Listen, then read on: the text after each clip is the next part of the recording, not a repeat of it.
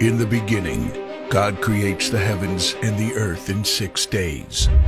He makes Adam and Eve, who spend their days with God until they give in to temptation by eating from a forbidden tree. Sin enters the world, and things get so bad that God floods the earth and starts over with Noah and his family. Years later, God calls Abraham to follow him with the promise to make Abraham the father of a great nation.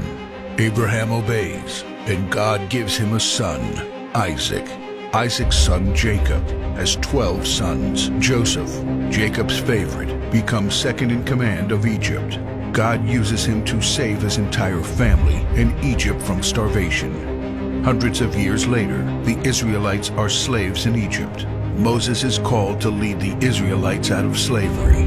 Joshua takes over after Moses and leads the people into the promised land. After Joshua, God raises up judges, temporary military leaders like Deborah, Gideon, and Samson, who protect and fight for God's people. The people tire of this leadership, and they call for a king. God gives Israel King Saul, King David, and then King Solomon. But it's all downhill from here. The people rebel.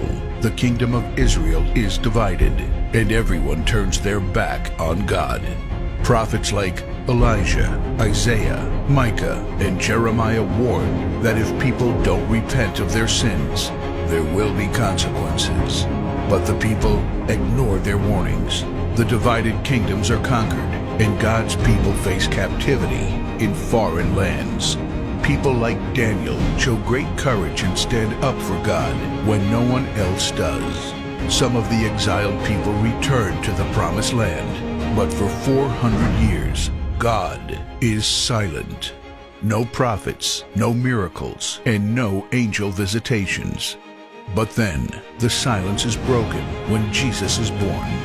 He lives a perfect life, teaches truth, and performs miracles, proving He is God.